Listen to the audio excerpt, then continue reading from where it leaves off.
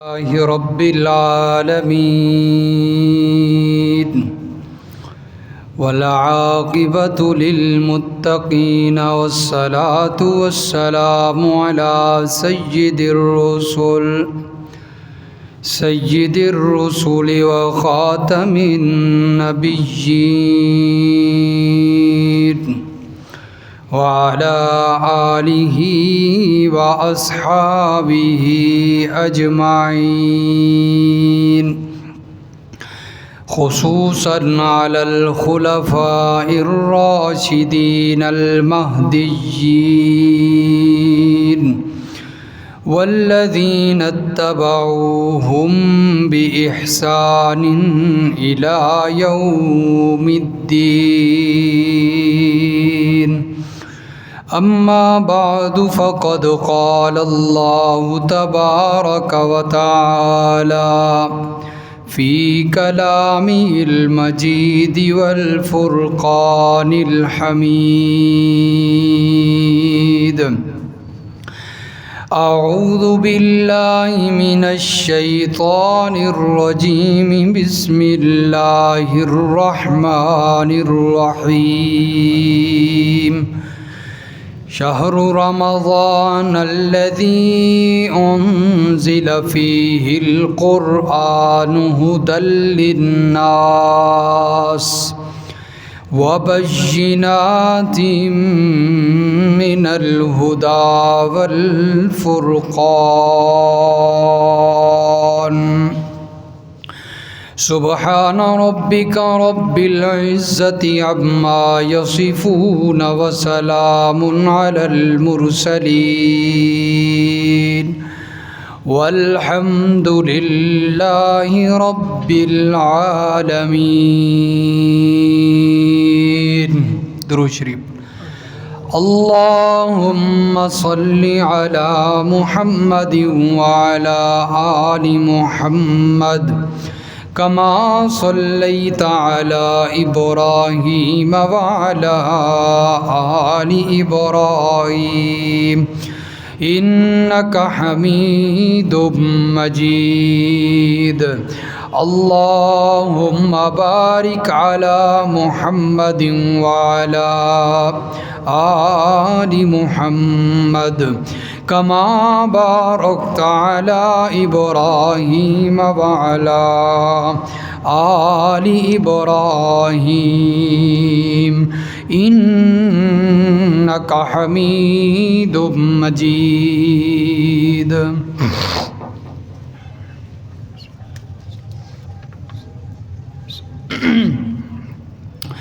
انتہائی واجب الاحترام محترم بزرگوں، عزیز دوستوں، نوجوان بھائیوں، السلام علیکم۔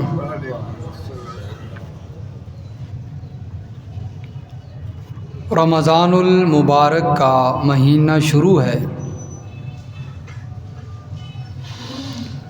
اور یہ مہینہ اسلامی تقویم کا 9واں مہینہ ہے۔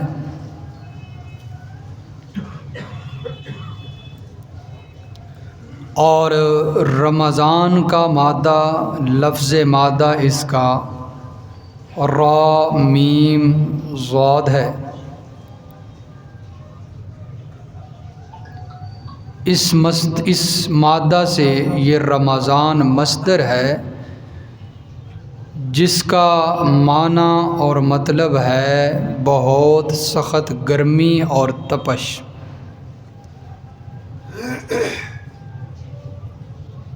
رمضان کو رمضان کیوں کہا جاتا ہے، اس بارے میں اہل لغت نے اپنی اپنی آراء کا اظہار فرمایا ہے۔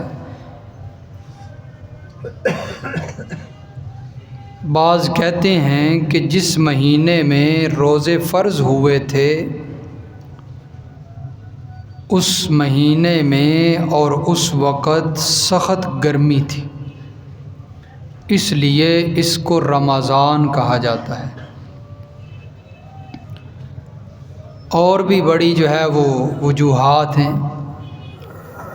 بہرحال رمضان کا مہینہ وہ مہینہ ہے کہ جس کے اندر مسلمانوں کے لیے پورے مہینے میں روزے رکھنے فرض ہیں۔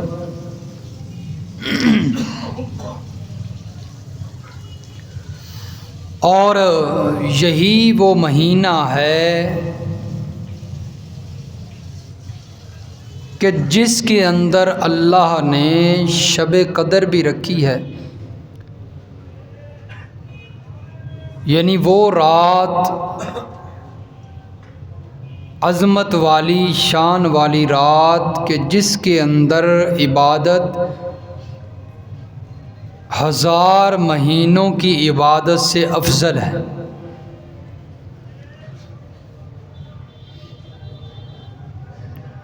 اگر بندہ شب قدر کے اندر عبادت کرتا ہے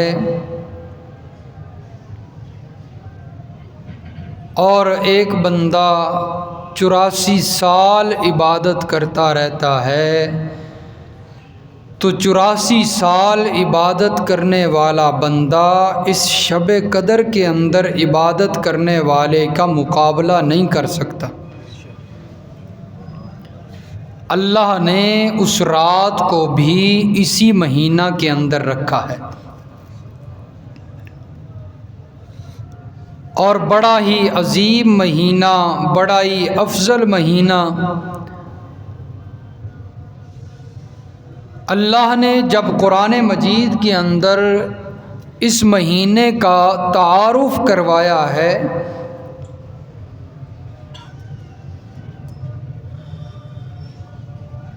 تو ساتھ اللہ نے قرآن کا بھی ذکر فرمایا ہے۔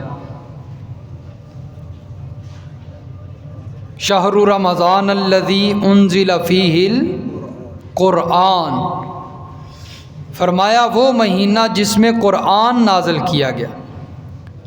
اللہ سمجھانا یہ چاہتے ہیں کہ اگر رمضان کی عظمت اور رمضان کی شان سمجھنا چاہتے ہو تو پھر قرآن کی عظمت سمجھنی پڑے گی اور قرآن کی شان سمجھنی پڑے گی۔ اور قرآن مجید وہ کلام ہے، وہ کتاب ہے کہ جس کی عظمت مسلم ہے، ہر کوئی مانتا ہے۔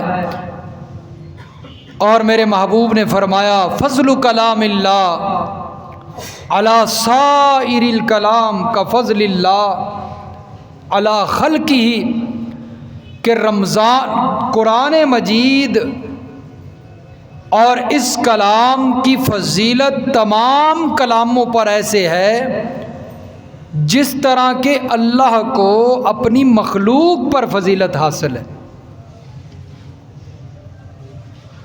تو قرآن مجید کی عظمت تو مسلم ہے، اور میرے محبوب نے فرمایا، قرآن مجید نے خود اپنی عظمت بیان کرتے ہوئے ارشاد فرمایا اِنَّا نَحْنُ نَزَّلْنَا الذِّكْرَ وَإِنَّا لَهُ لَحَافِظُونَ۔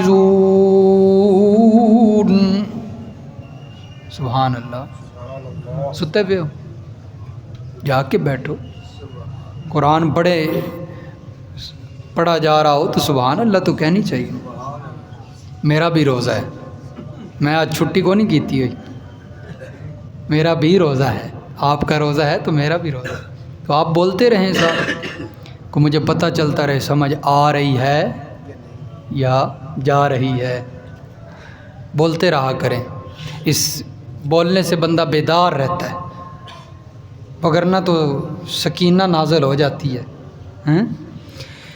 اِنَّا نَحْنُ نَزَّلْنَا الذِّكْرَ وَإِنَّا لَهُ لَحَافِظُونَ۔ اللہ فرماتے ہیں بے شک ہم نے قرآن نازل کیا اور ہم ہی اس کی حفاظت کرنے والے ہیں۔ قرآن نازل کرنے کے بعد اس کی حفاظت کا بھی ذمہ لیا ہے، حفاظت بھی اللہ کر رہے ہیں، یہ اس کی عظمت ہے۔ اور میرے محبوب نے فرمایا خیرکم من تعلم القرآن وعلمہ، تم میں سے بہترین وہ بندہ ہے جو قرآن پڑھتا ہے، پڑھاتا ہے، قرآن سیکھتا ہے، سکھاتا ہے۔ اس بندے کی افضلیت اور اس بندے کو بہترین اس لیے کہا گیا کیونکہ جس کلام کو وہ سیکھ رہا ہے اور سکھا رہا ہے وہ کلام عظمت والی کلام ہے۔ اور میرے محبوب نے فرمایا من قرأ حرفا من کتاب اللہ فلہ بہ حسنہ والحسنۃ بعشرۃ بامثالھا۔ اللہ فرماتے ہیں، اللہ کے محبوب فرماتے ہیں، جو بندہ قرآن کا ایک حرف تلاوت کرتا ہے، قرآن کا ایک حرف پڑھتا ہے، اللہ تعالیٰ اسے ایک نیکی سے نوازتے ہیں، اور والحسنۃ بعشر امثالھا، ایک نیکی 10 کے برابر ہوا کرتی ہے۔ کیا مطلب ہے؟ یعنی جو بندہ قرآن کا ایک حرف پڑھے گا، اللہ ایک حرف پڑھنے کی وجہ سے اسے 10 نیکیوں سے نواز دیتے ہیں۔ اور ایک حرف یہ نہیں کہ الحمدللہ رب العالمین، یہ ایک حرف نہیں، ساتھ اللہ کے پیغمبر نے مثال دے کے سمجھایا، فرمایا الف لام میم، الف لام میم، یہ 3 حرف ہیں۔ الف الگ حرف ہے، لام الگ حرف ہے، میم الگ حرف ہے۔ جو بندہ الف لام میم کی تلاوت کرے گا، اللہ اسے 30 نیکیوں سے نواز دیں گے۔ اتنی عظمت والی کلام، اتنی رفعت والی کلام، اتنی عظمت ہے کہ اللہ فرماتے ہیں ہم نے پہاڑوں سے سوال کیا کہ یہ کلام تمہارے اوپر نازل کرویں، ہم نے زمین و آسمان سے سوال کیا، انا عرضنا الامانۃ علی السماوات والارض والجبال فابین ان یحملنها واشفقن منها وحملها الانسان۔ ہم نے پہاڑوں کے سامنے پیش کیا، زمین و آسمان کے سامنے پیش کیا، لیکن اس کی عظمت، اس کی جلالت، اس کی ہیبت کی وجہ سے انہوں نے اس امانت کو قبول کرنے سے انکار کر دیا۔ یا اللہ ہماری اتنی طاقت نہیں ہے، لیکن وَحَمَلَهَا الْإِنسان، انسان نے اس امانت کو قبول کر لیا۔ اللہ فرماتے ہیں لو انزلنا هذا القرآن على جبل لرأيته خاشعا متصدعا من خشية اللہ، اگر ہم اس قرآن کو پہاڑوں پر نازل کرتے تو پہاڑ اس کی عظمت کی وجہ سے ریزہ ریزہ ہو جاتے۔ پہاڑ کیا ہو جاتے؟ ریزہ ریزہ ہو جاتے۔ بڑی عظیم کلام ہے، اتنی عظمت والی کلام ہے، اتنی شان والی کلام ہے۔ جو اس قرآن کو سنتا ہے سچے دل سے، اللہ تعالیٰ اس کے دل کی کھڑکیاں کھول کر اس کی زندگی تبدیل کر دیتا ہے۔ بڑے واقعات ہیں، صحابہ کرام کے بھی بڑے واقعات، تابعین اور بعد کے اندر آنے والے لوگوں کے بڑے واقعات حدیث پاک کے اندر آتا ہے۔ اور مفسرین نے نقل فرمایا کہ قبیلہ دوس ہے، قبیلہ ہے دوس نام ہے اس کا،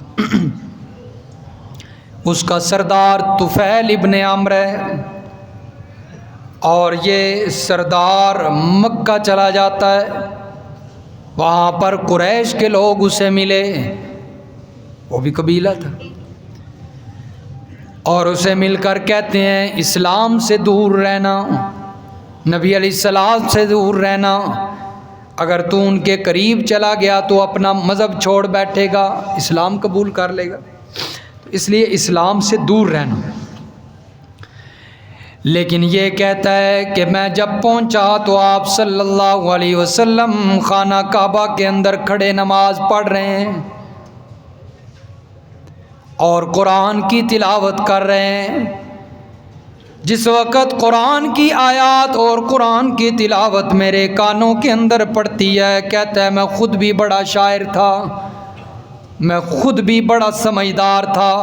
ایسے تو نہیں قبیلے کا سردار، سمجھدار بھی ہے، شاعر بھی ہے، سب کچھ سمجھتا ہے، فصاحت و بلاغت جانتا ہے۔ جس وقت قرآن کی آیات میں نے سنی تو دلی کے اندر، میں اپنے دل کے اندر کہنے لگ گیا، طفیل کہتا ہے، اس قبیلے کا سردار کہتا ہے، اپنے دل کے اندر کہنے لگ گیا کہ میری ماں مجھے روئے، مجھے کیا ہو گیا ہے کہ میں غور و فکر نہیں کرتا۔ جب غور و فکر کرنے لگا، اس نتیجے پر پہنچا کہ جو اس محمد عربی صلی اللہ علیہ وسلم کی زبان سے آج میں نے کلام سنی ہے، یہ کسی شاعر کا کلام نہیں ہو سکتا، یہ کسی کائن نجومی کا کلام نہیں ہو سکتا، یہ کوئی بڑا فصیح اور بلیغ کلام ہے، یہ بڑا انوکھا کلام ہے، اس کی فصاحت کا کوئی مقابلہ نہیں کر سکتا۔ کہنے لگا، میں فوراً کلمہ پڑھا اور مسلمان ہو گیا۔ اتنا عظیم کلام ہے کہ رب العالمین خود چیلنج کرتے ہیں، میرے پیغمبر ان مشرکین مکہ سے کہیے، کفار سے کہیے، اگر یہ ماننے کے لیے تیار نہیں ہیں، انہیں کہیے کہ اس جیسا کلام بنا کے تو دکھاؤ۔ وَإِن كُنتُمْ فِي رَيْبٍ، اگر تم اس کلام کے بارے میں شک میں ہو کہ یہ کسی انسان کا کلام ہے، تم بھی انسان ہو، میں بھی انسان ہوں، پھر بنانا شروع کرو نا۔ کبھی قرآن چیلنج دیتا ہے ایک قرآن کا، کبھی قرآن چیلنج دیتا ہے 10 صورتوں کا، کبھی قرآن کہتا ہے 10 صورتیں نہیں بنا سکتے تو ایک صورت ہی بنا کے لا کے دکھاؤ۔ لیکن یہ چیلنج قیامت تک باقی ہے، کوئی قرآن جیسی کلام نہیں بنا سکتا، اس لیے کہ یہ کسی انسان کا کلام نہیں۔ کس کا کلام ہے؟ یہ اللہ کا کلام ہے، یہ رب العالمین کا کلام ہے۔ تنزیل من رب العالمین، فرمایا یہ نازل کردہ ہے رب العالمین کا۔ اور بھی بڑے واقعات ہیں۔ حضرت عمر رضی اللہ تعالیٰ عنہ کا واقعہ مشہور ہے کہ نبی علیہ الصلوۃ والسلام کی زبان سے قرآن سنا تو دل کے اندر ایسا اثر کیا کہ اتنا سخت دل انسان تھا عمر، لیکن جب قرآن سنا تو دل نرم ہو گیا اور اسلام قبول کر لیا۔ تو اس لیے فرمایا رمضان کی عظمت یہی ہے کہ رمضان کے مہینے میں قرآن کا نزول شروع ہوا ہے۔ نازل پورا نہیں ہوا، پورا قرآن رمضان میں نازل نہیں ہوا، پورا قرآن تو کتنے سال میں نازل ہوا ہے؟ 23 سال میں۔ نبوت کا جو وقت ہے مکمل، نزول جو ہے وہ رمضان میں ہوا ہے شروع۔ تو اس لیے فرمایا رمضان کی عظمت یہ ہے کہ اس میں قرآن نازل ہونا شروع ہوا ہے، اور پھر قرآن اتنا عظیم ہے کہ جس چیز کی اس سے نسبت ہوتی ہے اللہ تعالیٰ اسے بھی عظیم بنا دیتے ہیں۔ تو رمضان کی جب نسبت قرآن سے ہوئی تو فرمایا کہ رمضان بھی عظمتوں والا بن گیا۔ اگر کسی انسان کی نسبت قرآن سے ہوتی ہے وہ بھی عظمتوں والا بن جاتا ہے۔ مہینے کی نسبت قرآن سے ہوئی، وہ مہینہ بھی عظمت والا بنا۔ جس رات کی نسبت قرآن سے ہوئی اللہ فرماتے ہیں انا انزلناہ فی لیلۃ القدر وما ادراک ما لیلۃ القدر لیلۃ القدر خیر من الف شہر۔ جب لیلۃ القدر کی نسبت، شب قدر کی نسبت قرآن سے ہوئی، قرآن خود بھی عظیم ہے، اس رات کو بھی قرآن نے عظیم بنا دیا۔ اللہ نے اس کی فضیلت ہی الگ بنا دی، اس کی عبادت کی فضیلت الگ بنا دی۔ اور جب اس کی نسبت انسان سے ہوئی، اللہ نے محمد عربی کو بھی عظمتوں والا بنا دیا، سارے اماموں کا سردار بنا دیا، نبیوں کا سردار بنا دیا، تاجدار ختم نبوت بنا دیا۔ جب انسان کی نسبت قرآن سے ہوتی ہے، اللہ فرماتے ہیں اس نسبت کی وجہ سے میں اس انسان کو بھی عظیم بنا دیا کرتا ہوں۔ یا اللہ کتنی عظمت ہے! اللہ فرماتے ہیں اتنی عظمت اسے ملتی ہے کہ دنیا کے اندر اسے لوگ حافظ قرآن کہتے ہیں، لوگ اسے حافظ صاحب کہتے ہیں، اس کے پیچھے کھڑے ہو کر نماز پڑھتے ہیں۔ جب وہ حافظ صاحب نماز کرواتے ہیں، پیچھے جج بھی کھڑا ہے، وکیل بھی کھڑا ہے، پیچھے ڈاکٹر بھی کھڑا ہے، انجینئر بھی کھڑا ہے، پیچھے قبیلے کا سردار بھی کھڑا ہوتا ہے، چودھری بھی کھڑا ہے، چھوٹا بڑا کھڑا ہے، سارے اس کے پیچھے کھڑے ہوتے ہیں۔ وہ کہتا ہے اللہ اکبر، لوگ بھی کہتے ہیں اللہ اکبر۔ جب تک وہ رکوع میں نہیں جاتا، کسی جج کی ہمت نہیں کہ وہ رکوع میں چلا جائے۔ یہ حافظ قرآن کی اللہ نے عظمت بنائی کس کی وجہ سے؟ قرآن کی وجہ سے۔ فرمایا یہ تو دنیا میں عظمت اسے ملتی ہے، جب قیامت کا دن ہوگا میرے محبوب نے فرمایا من قرأ حرفا، رب العالمین کے محبوب نے فرمایا اقرأ یقال لصاحب القرآن، صاحب قرآن کو کہا جائے گا، قرآن کو محفوظ کرنے والے کو، قرآن کے ساتھ نسبت بنانے والے کو کہا جائے گا اقرأ برتقی، پڑھ اور چڑھتا جا جنت کی سیڑھیوں پر۔ قرآن پڑھتا جا اور جنت کی سیڑھیوں پر چڑھتا جا۔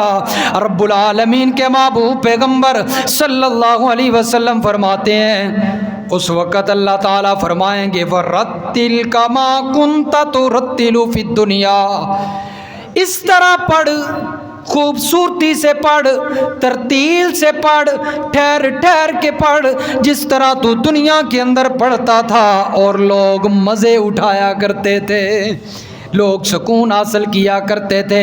آج پھر قرآن پڑھتا جا اور جنت کی سیڑھیوں پہ چڑھتا جا، جہاں تیری سورت ناس کی سین مکمل ہوگی وہاں تیرا ٹھکانہ ہوگا۔ تو یہ تو صاحب قرآن کی عظمت ہے، کیوں؟ اس لیے کہ اس کی نسبت کس سے ہو گئی؟ رب العالمین فرماتے ہیں کہ رمضان کی نسبت قرآن سے ہوئی، رمضان بھی عظمتوں والا بن گیا۔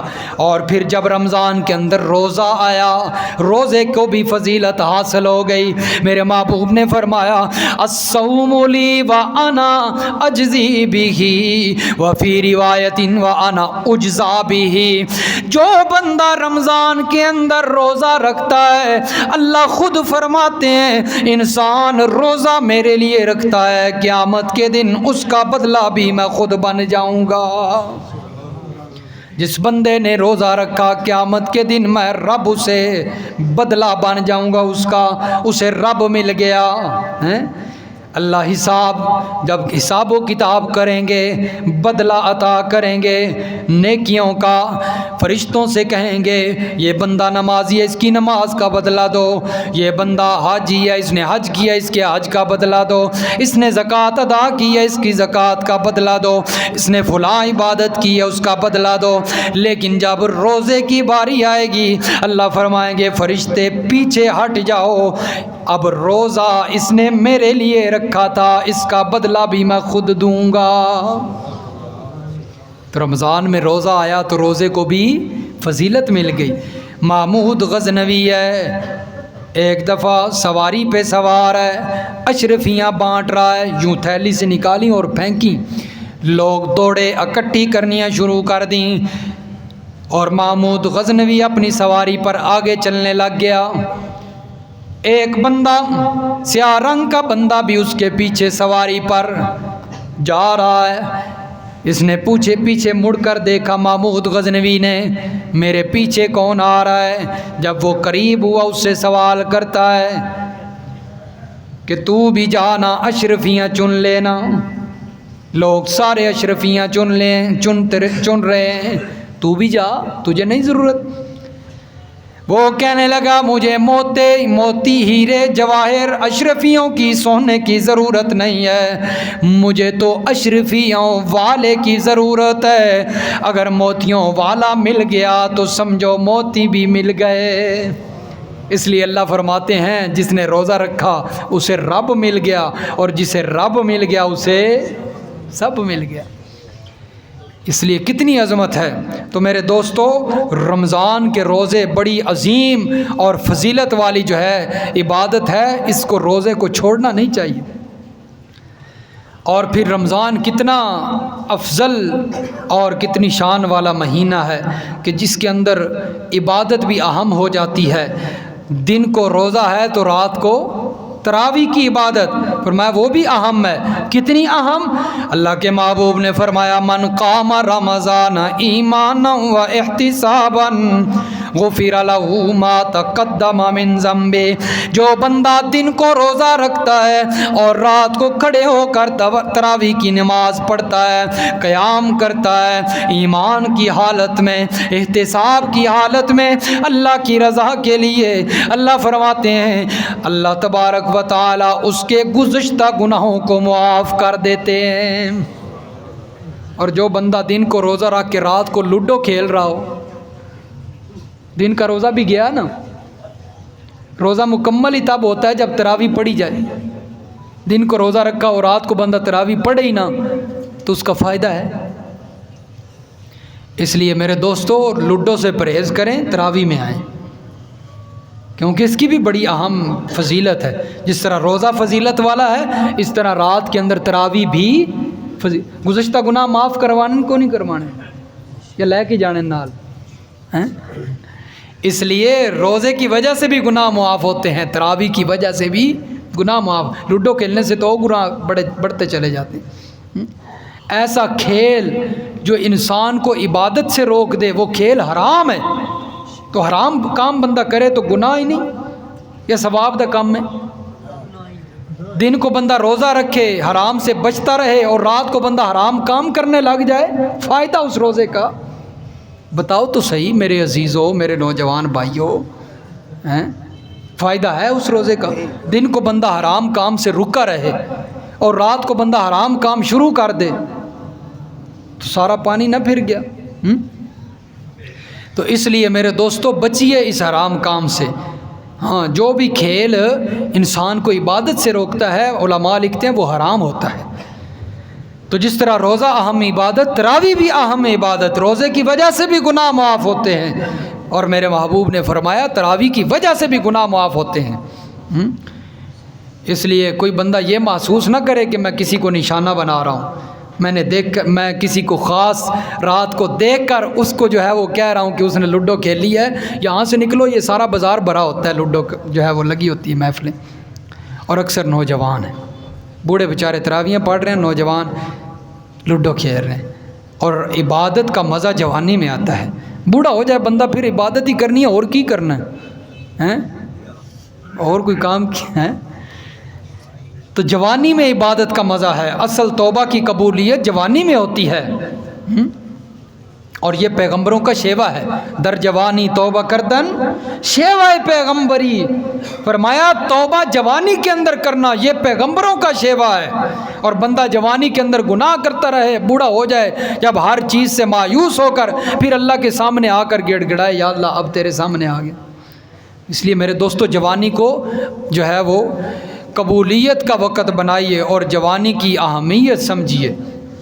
بہرحال اللہ کے محبوب صلی اللہ علیہ وسلم نے اور قرآن مجید نے بھی رمضان اور اس کی عبادات کی بڑی اہمیت بیان فرمائی ہے، اور رحمت کائنات صلی اللہ علیہ وسلم نے فرمایا کہ رمضان وہ مہینہ ہے کہ جس کی اتنی عظمت ہے کہ اس کی عظمت کی وجہ سے رمضان کے اندر اللہ تبارک و تعالی نفل اور سنتوں کا ثواب فرضوں کے برابر کر دیتے ہیں، اور ایک فرض کا ثواب 70 فرضوں کے برابر کر دیتے ہیں۔